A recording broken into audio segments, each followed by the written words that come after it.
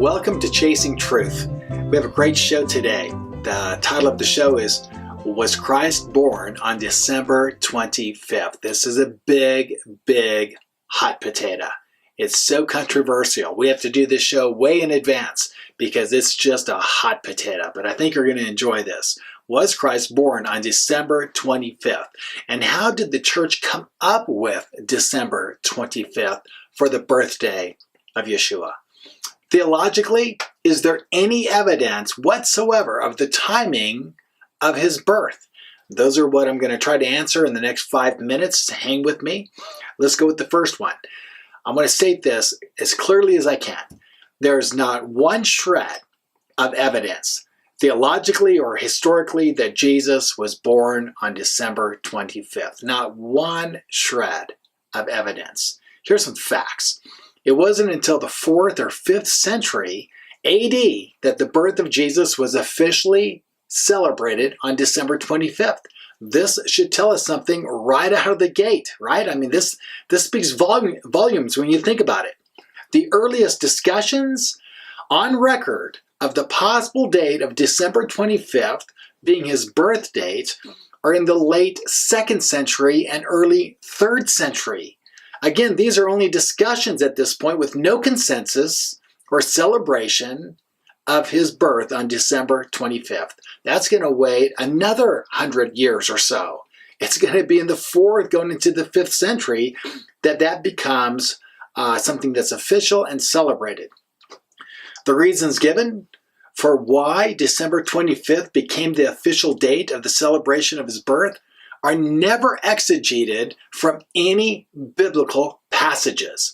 Zero. It's not an issue of exegeting texts. It's always an issue of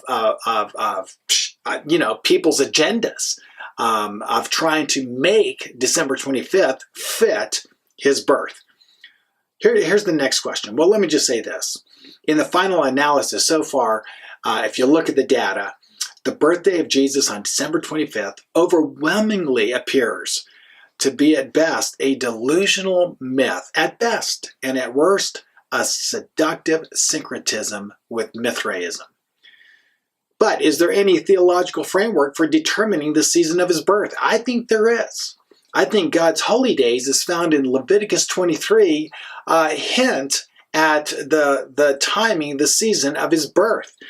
See, these days, these holy days found in Leviticus 23, they're a revelation of redemption brought by Messiah. And these days are all fulfilled in him. So if Passover, for instance, revealed the timing of his death, perhaps one of the other holy days reveals the timing of his birth. I mean, it makes sense, right? I believe the holy days mark and celebrate the high points of Messiah securing our redemption. And if that's true, and I believe it is, what holy day would reveal and mark his birth? I'm glad you asked. It's Sukkot, the celebration of God's dwelling presence with us in the desert under Moses' leadership. They all lived in little tabernacles. God told Moses, build me a big tabernacle because God promised that he would dwell with his people. In fact, the theme of Sukkot is God's dwelling presence. Now, how would that point forward to Messiah? And how would Messiah initially fulfill that? Well, the answer is simply this, that God would come to us in his Son. This is what we call the birth of Jesus, an incarnation.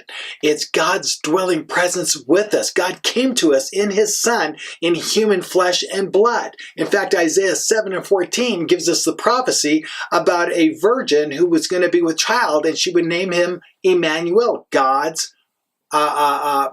with us. Emmanuel means God with us. And so Jesus is born. He's given the name of Yeshua. He grows up and makes this astounding claim over and over and over, but very boldly, I and the Father are one. He claims to be God in human flesh and blood. Emmanuel, God with us. Now, that being stated, the birth of Jesus is rightly called the incarnation, since it is actually God coming to us in human flesh and blood.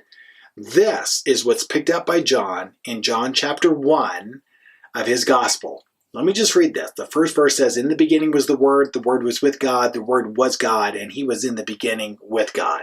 Verse 14, and the Word became flesh and dwelt among us. That's the incarnation. The Word, the Mashiach, who is one with God, becomes flesh and dwelt among us. And we saw his glory as of the only begotten of the Father, full of grace and truth. The word dwelt here is from the Greek word, which means to pitch a tent or tabernacle in order to live with us. Jesus, in other words, Jesus, according to John, pitched a human tent, a human tabernacle to dwell with us. God became one of us in order to get close to us. And what John does here is he connects thematically and theologically the birth of Jesus with the ancient holy day of Sukkot, or what we call tabernacles. This is a fall festival that comes in September and October of every year. This is the initial fulfillment of God's promise to come and dwell with us as he promised, as was foreshadowed in the days of Moses in their experience in the wilderness. This is why we celebrate the birth of Jesus during tabernacles every year. We build tabernacles and decorate them in the celebration of Jesus' birth. This fits the biblical imagery, theology, and themes of God's promise to dwell with us. This is in stark contrast to the syncretism of Christmas with its decorated green tree, its winter solstice traditions, Santa Claus, the customary sacred meal, replete with the traditional Christmas ham. So, in conclusion, there is not one shred of evidence, theologically or historically, that Jesus was born on December 25th. It is all religious smoke and mirrors. Do not be deceived and seduced by this BS. That stands for bad scholarship. You're better than this. You deserve better than this. Just say no to the BS and embrace God's holy days for your own spiritual enhancement and happiness. As a child of God, you merit these blessings. So lead your family and lead your friends into the truth and revelation of the holy days. Thanks for chasing truth with me on this important matter. Subscribe below, comment, and visit us at graftedin.com.